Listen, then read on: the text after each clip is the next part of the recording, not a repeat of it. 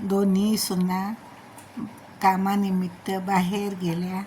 मग माझी झाली घाई. बाळ रडत होतं, त्याला कसं तरी झोपवलं. नंतर मग मी कामाला लागली. कुकरमध्ये भात लावला.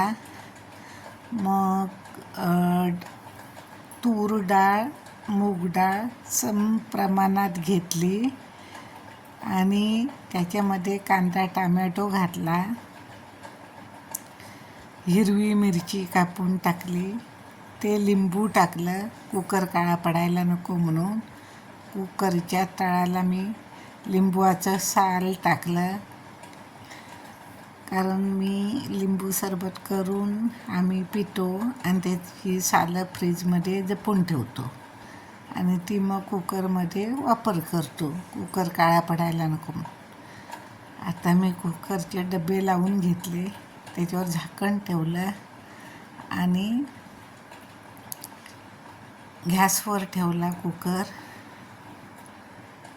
आणि मग मी घेवडा मोडून घेतला होता, त्याच्यामध्ये बटाटा सोलून टाकते.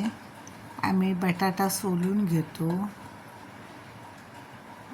ती बघा सालं काढली बटाट्याची. आता कांदा फोडणीसाठी तो बारीक कापून घेणार. कांदा बारीक कापून घेतला.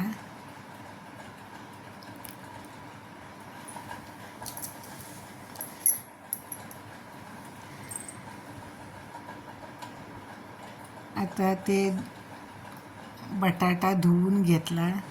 घेवडा टामॅटो पण धुवून घेतला.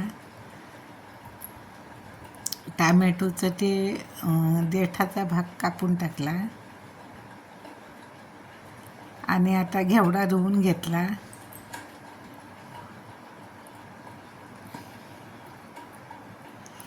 आता फोडणीला देते. गॅसवर पातेलं ठेवलं आहे. तोपर्यंत पातेलं तापेपर्यंत चटणी टाकून घेतली. घेवड्यामध्ये हळद टाकून घेतली.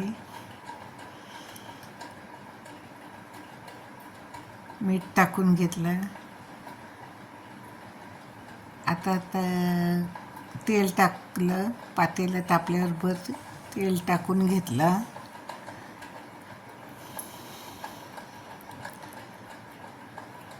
आता तेल तापेपर्यंत दुसरा एक बटाटा सोलून घेतला. तेवढ्यात सून बाहेरून आली. मी आपली ती काय माही सांगत होती. मी स्वयंपाक करत करतच ऐकत होते. तो मुलगा माझा, त्या बाळ उठलं. डोर बेल वाजल्याबरोबर मग मला सूनपणी हेल्प करू लागली, मदत करू लागली. मी इकडे भाजी फोडणीला दिली.